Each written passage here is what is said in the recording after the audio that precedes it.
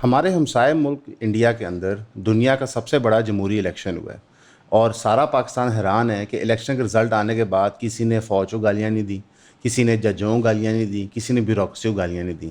Election ہو گیا، 4 ہفتے کے اوپر جو الیکشن ہو رہا تھا اس کے رزلٹ بھی آنا شروع ہو گئے۔ اس کے رزلٹ کے نتیجے میں پتہ چلا کہ بی جے پی کی سرکار بنے گی، لیکن اتنی بڑی نہیں بنے گی جتنی انہوں نے پہلے سوچی تھی۔ لیکن کوئی سیاسی جماعت حیران اور پریشان نہیں ہے، کوئی سٹیزن حیران اور پریشان نہیں ہے۔ پاکستانی ہوتے ہوئے یہ سمجھ نہیں آتا کہ جمہوریت کے اندر ایسے بھی ہو سکتا ہے، کیونکہ جو جمہوریت کا سبق ہمیں پڑھایا گیا ہے وہ بڑا مختلف ہوتا ہے۔ ہماری جمہوریت کے اندر رزلٹ جو ہوتا ہے وہ الیکشن سے پہلے ہی سب کو پتہ ہوتا ہے، نظر آ رہا ہوتا ہے کہ جناب اسٹیبلشمنٹ اس والے بندے کی طرف ہے یا اس والے بندے کی طرف نہیں ہے۔ لیکن انڈیا کے اندر ایسے نہیں ہوا۔ وہاں پہ 77 سال سے جمہوریت ہی چل رہی ہے، اور اسی کو لولے لنگڑے طریقے سے وہ لے کے چل کے آج دنیا کی سب سے بڑی جمہوریت بن گئی ہے۔ آپ یہ بحث کر سکتے ہیں کہ انڈیا کے اندر پاورٹی ہے، لیکن وہ تو پاکستان میں بھی ہے۔ انڈیا میں کرپشن ہے، وہ تو پاکستان میں بھی ہے۔ لیکن آپ یہ بحث نہیں کر سکتے کہ وہاں پہ لوگوں کی آواز نہیں ہے۔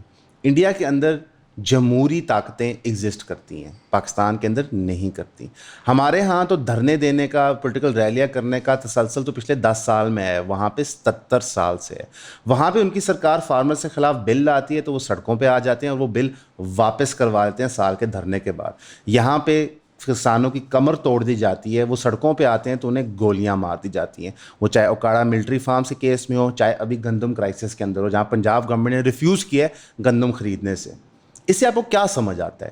اس سے آپ کو وہی چیز سمجھ آتی ہے جو ہر ایک عام نارمل انسان کو آتی ہے، کہ جب آپ عوام کو طاقت دیتے ہیں تو عوام ایونچولی صحیح رزلٹ پہ پہنچ جاتی ہے۔ ہم نے پچھلے 15 سال میں انڈیا کے اندر ایک ہندوتوا کا رائز دیکھا ہے کہ وہاں پہ ایک ایکسٹریمسٹ رائٹ ہندو نیریٹو چلایا جا رہا ہے، اور دنیا کو لگ رہا تھا کہ شاید اب 2024 کا آخری الیکشن ہوگا اور مودی کی سرکار آئے گی اور وہ کانسٹیٹیوشن چینج کر دے گی۔ لیکن انڈیا کی عوام نے جواب دیا، انہوں نے کہا کہ جو چیزیں ہمیں چاہیے ہماری سرکار دے گی تو ٹھیک ہے، اگر وہ نہیں دے گی تو ہمیں وہ قبول نہیں ہے۔ پاکستان کے اندر ہماری ملٹری اسٹیبلشمنٹ ہمیشہ یہ کوشش کرتی ہے کہ ہم لوگوں کے رائٹ سیف گارڈ کریں، بقول ان کے وہ کوشش کرتی ہے کہ وہ ملک کے لیے بہتر کرے۔ لیکن یہاں پہ سوال یہ بنتا ہے کہ ان کو یہ اختیار کس نے دیا؟ آپ کو کراچی لٹریری فیسٹیول میں لوگ ملتے ہیں کہتے ہوئے کہ پاپولسٹ لیڈر کو روکنے کے لیے ایک چیک ہونا چاہیے، ڈیموکریسی کے اندر ملٹری اسٹیبلشمنٹ کا چیک ہونا چاہیے۔ لیکن انڈیا کے اندر ایک ہائیلی پاپولسٹ لیڈر تھا نریندر مودی، اس کو چیک تو عوام نے دیا تھا۔ ہمارے ہاں ایک فنڈامنٹل بلیف ہے جو ہماری انٹیلیجنسیا، ہماری بیوروکریسی، ہماری جوڈیشری اور ہمارا ایلیٹ پڑھا لکھا طبقہ جو ہے وہ یہ فیلنگ اپنے دل میں رکھتے ہیں کہ لوگ جاہل ہوتے ہیں۔ ہم آپ کو بتاتے ہیں کہ لوگ جتنے مرضی کم تعلیم ہو، کوئی بھی اپنے مفاد کے علاوہ ووٹ نہیں کرتا۔ کوئی بھی سیاسی جماعت اگر انسانوں کا مفاد نہیں انشور کرے گی تو ان کو الیکشن میں ووٹ نہیں ملے گا۔ آپ لوگ وہ وقت مت بھولیں جب عمران خان کی گورنمنٹ گرانے سے پہلے ووٹر کانفیڈنس عمران خان کے اندر سے نکل گیا تھا، تو پھر آپ اس کو 5 سال پورے کرنے دیتے تاکہ جمہوری پروسیس کے تحت اس کو نکالا جا سکتا۔ یہی بات نون لیگ کے لیے سچ ہے کہ اگر نواز شریف کو پرائم منسٹر بنایا گیا تھا تو پھر اس کو بیک ڈور ڈیلز کے تھرو نکالنا نہیں چاہیے تھا، اور یہی بات پیپلز پارٹی کی یوسف رضا گیلانی کے لیے بھی سچ تھی۔ ہمارے ہاں ہمیشہ ایک سیاسی جماعت کسی کا فائدہ لے کے اقتدار میں آ جاتی ہے، انڈیا میں ایسا نہیں ہوتا۔ سیاسی جماعتیں اگر ایڈوانٹیج لیتی ہیں تو لوگوں کے ووٹ کا لیتی ہیں۔ جب تک مودی کے پیچھے عوام کی بیکنگ تھی انہوں نے ہر قسم کا قانون انفورس کیا، اپنی من مرضی کی پالیسیز کی۔ آج 2024 میں جب وہ بیکنگ ہٹی ہے تو آپ دیکھیں گے کہ اگلے 5 سال بہت مختلف ہوں گے۔ آپ دیکھیں گے کمپرومائز کی سیاست ہوگی وہاں پہ، جہاں پہ اپوزیشن کو انگیج کیا جائے گا۔ آپ دیکھیں گے کہ بی جے پی کے جو اتحادی پارٹنرز ہیں جن کے سر پہ وہ حکومت اس وقت بنا رہے ہیں ان کو بھی اکوموڈیٹ کیا جائے گا، کیونکہ یہ لوگوں کی خواہش اور مانگ تھی۔ ہم نے اس خواہش اور مانگ کی کبھی عزت نہیں کی۔ اگر آپ کو لگتا ہے کہ ٹی ایل پی بہت بڑا جن بن گیا، ان کو الیکشن لڑنے دیں، کیا ہوگا؟ وہ حکومت میں آ جائیں گے۔ حکومت میں آ کے اگر ان کے پاس 2/3 میجورٹی ہوگی تو قانون پاس کریں گے۔ اگر وہ قانون لوگوں کے فائدے میں نہیں ہوں گے تو آپ لوگوں کو بیوقوف مت سمجھیں، وہ ٹی ایل پی کو اٹھا کے باہر مار دیں گے۔ لیکن ہم یہ ہونے نہیں دیتے، کیونکہ ہم نے چند لوگوں کے انٹرسٹ پروٹیکٹ کرنے ہوتے ہیں، ان کے ذاتی مفاد پروٹیکٹ کرنے ہوتے ہیں۔ پاکستان کے اندر 90s کے اندر بہت بڑے بڑے روڈ نیٹ ورکس پنجاب میں لے ڈاؤن کر دیے گئے، لیکن انڈیا میں یہ عمل تو پچھلے 10 سال میں ہوا ہے۔ اس سے پہلے انہوں نے پرائیورٹائز کیا مینوفیکچرنگ کو، کیونکہ لوگوں کی مانگ یہ تھی۔ جب بڑے بڑے روڈ نیٹ ورکس بنتے ہیں تو ایکچولی روزگار نہیں کریٹ ہوتا، صرف امیر لوگ مختلف جگہ اپنے گڈس ٹرانسپورٹ کر سکیں، مختلف بس سروسز چلا سکتے ہیں، کچھ ایک مخصوص طبقے کا فائدہ ہوتا ہے۔ لیکن جب بڑے بڑے مینوفیکچرنگ پلانٹس لگتے ہیں تو ہزاروں لاکھوں کی تعداد سے نوکریاں ملتی ہیں۔ ہمارے ہاں اکانومسٹ کہتے ہیں کہ جی لارج پاپولیشن کبھی سسٹین نہیں ہو سکتی، تو پھر آپ چائنا اور انڈیا کو کیسے ایکسپلین کرتے ہیں، ان کی گروتھ کو کیسے ایکسپلین کرتے ہیں؟ جتنے بھی میٹرکس ہمیں آج تک بتائے گئے تھے کہ اچھی اکانومی کیا ہوتی ہے، اچھا ملک کیا ہوتا ہے، انڈیا اور چائنا اس کو غلط ثابت کرتے ہیں. اور یہ بات ہمارے سیاستدانوں کو، طاقتور حلقوں کو سمجھ نہیں آتی کہ بھائی جو آپ کے پاس ہے آپ نے اسی کے ساتھ کھیلنا ہے. اگر پاکستان کی ایگری بیسڈ اکانومی ہے تو ہماری ایگری بیسڈ پالیسی کیوں نہیں آتی؟ ہمارے سیاستدانوں کا جو کیمپین ہوتا ہے وہ ایگری بیسڈ کیوں نہیں ہوتا؟ کیونکہ ان کو پتہ ہے کہ جتنے ہمارے لوگ ہیں ان کے ووٹ جو ہیں وہ گنے نہیں جاتے، پیسے دے کے خریدے جاتے ہیں. بالکل انڈیا کے اندر بھی کرپشن ہوتی ہے، انڈیا کے اندر بھی ووٹ مینوفیکچرنگ ہوتی ہے، انڈیا کے اندر بھی ووٹ خریدے جاتے ہیں، لیکن اوور ویلمنگلی وہاں پہ جمہوریت کا ڈنکا بولتا ہے، پاکستان کے اندر نہیں بولتا. اگر ہم دیکھیں پاکستان کے اندر ایک مخصوص طبقہ امیر ہوئی جا رہا ہے، طاقتور ہوئی جا رہا ہے، اور انڈیا کے اندر ٹرکل ڈاؤن پھر بھی ایگزسٹ کرتا ہے. اگر انڈیا سے ہمیں کوئی سبق حاصل کرنا ہے تو ان کی جمہوریت کا کرنا چاہیے، کیونکہ وہاں پہ فاؤنڈنگ فادر جواہر لال نہرو بھی زندہ تھے، گاندھی بھی زندہ تھے، لیکن جمہوریت کا تسلسل چلتا رہا. آپ نے دیکھا ہے کانگریس پارٹی جو فاؤنڈنگ فادر کی پارٹی تھی اس کی کمر ٹوٹی جب انہوں نے رزلٹس نہیں دیے. آپ نے وہاں پہ دیکھا کہ فیڈرل جو ہوتا ہے وہ پروونشل کو اجازت دیتا ہے رائٹس ایکسرسائز کرنے کے لیے، اس لیے آپ وہاں پہ بہت تگڑی پروونشل پارٹیز دیکھتے ہیں، ممتا بینرجی کی شکل میں، اکھلیش یادو کی شکل میں، ڈفرینٹ ایریاز میں آپ کو ڈفرینٹ پارٹیز مل جاتی ہیں. اس کی وجہ سے ڈفرینٹ صوبے ڈفرینٹلی ڈیولپ ہوتے ہیں اپنی حیثیت اور پاور کے مطابق، اور ان کے اندر بھی آپ حکومتیں چینج ہوتے دیکھتے ہیں. یعنی کہ یہ جو آئیڈیا تھا کہ ہمیں ایک یونٹ بننا ہے، کہ ہم ویسٹ پاکستان بناتے ہیں تاکہ ہم ایسٹ پاکستان کی پاور کو کاؤنٹر کر سکیں، یہ بھی ٹوٹل نان سینس تھا اور یہ غلط تھا. اس سارے ڈیٹا کو دیکھنے کے بعد کوئی بندہ پاکستان میں یہ نہیں کہہ سکتا کہ پاکستان کا وے فارورڈ نان ڈیموکریٹک ہے. انڈیا کی جتنی گروتھ ہے ان کی ڈیموکریسی کی وجہ سے ہے، انڈیا کی جتنی پذیرائی دنیا کے اندر ہے ان کی ڈیموکریسی کی وجہ سے ہے. ہم چائنا نہیں بننا چاہتے کیونکہ چائنا کے اندر ورچولی کوئی رائٹس لوگوں کو نہیں ملتے. بظاہر آپ کو لوگ دلیل دیتے ہوئے ملتے ہیں کہ چائنا کے اندر جی گریٹ پاورٹی ایلیویشن ہوئی ہے، پر کس کاسٹ کے اوپر؟ کہ لوگوں کے پاس وہاں پہ حقوق نہیں ہیں، لوگ سرکار کے خلاف بات نہیں کر سکتے، لوگ اپنی بہتری میں بول نہیں سکتے. کئی سال تو انہوں نے ون چائلڈ پالیسی لگا کے رکھی. انڈیا نے وہ سب کچھ حاصل کیا ون چائلڈ پالیسی لگائے بغیر، لوگوں کو ایجوکیٹ کر کے. اس وقت اگر آپ انہیں کچھ اسٹیٹس دیکھیں جہاں پروونشل گورنمنٹس بہت تگڑی ہیں، ممتا بینرجی کی ہوگی، کیرلا کی ہوگی، تامل ناڈو کی ہوگی، تو وہاں پہ آپ کو نظر آتا ہے کہ انہوں نے اپنی اکانومیز خود ڈیولپ کی ہیں through continuous process of democracy. ہمارا یہ فنڈامنٹل بلیف ہے کہ اگر لوگوں کو آپ چوائس دیں، ریپیٹڈلی دیں ہر 4-5 سال بعد، تو وہ کریکٹ ڈیسیجن بناتے ہیں. ایک فنڈامنٹل بلیف ہے ہمارا یہاں پہ ایون پوڈ کاسٹ میں ہیومینٹی کے اندر. ہم بلیو کرتے ہیں کہ کوئی بھی انسان جاہل نہیں ہوتا، اس کے اندر پروپینسٹی ہوتی ہے ٹو ڈو گریٹ گڈ.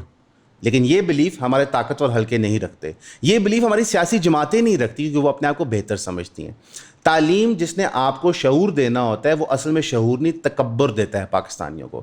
آپ کو کئی ایلیٹ لوگ ملتے ہیں ایسی ایسی ایکسٹریم باتیں کرتے ہوئے کہ آپ حیران ہو جاتے ہیں کہ پوری ان کی تعلیم ان پہ ضائع ہو گئی ہے. ہمارے نزدیک ایک کسان جو دیپال پور میں، وہ زیادہ سمجھدار ہے ایک بچے کے جس نے اعلیٰ تعلیم حاصل کر کے اپنے آپ کو بہتر سمجھنے لگا باقی لوگوں سے. ہمارے ملک کے پرابلمس کبھی بھی ایڈریس نہیں ہو سکتے جب تک کہ ہم ریالٹیز فیس نہ کریں. اور ریالٹی یہ ہے کہ 77 سال میں نہ تو ہم اکانومی بنا سکے، نہ ہم قوم بنا سکے، نہ ہم جمہوریت بنا سکے. انڈیا کا جو ملٹری سپینڈنگ ہے وہ پاکستان سے کئی گنا زیادہ ہے. ان کی انٹیلیجنس ایجنسی جو را ہے اس کا بجٹ ہماری فوج جتنا ہے. تو یہ بھی بحث نہیں ہو سکتی کہ جی لارج ملٹری بجٹ کے ساتھ جمہوریت آپریٹ نہیں کر سکتی. انڈیا میں تو کر رہی ہے. ان کا بھی جی ڈی پی کا لارج پرسنٹیج ان کی ملٹری فائنینسنگ کے اندر جاتا ہے. اور انڈیا کے اندر بھی کئی سپریٹسٹ موومنٹس ہیں، ان کے بھی کئی بارڈر ڈسپیوٹس ہیں.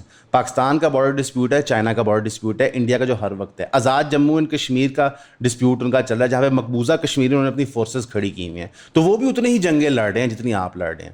ان کے اندر بھی اتنی ہی انسرجنسی ہوتی ہے، اتنی ہی ٹیررسٹ ایکٹیویٹیز پرفارم ہو رہی ہوتی ہیں.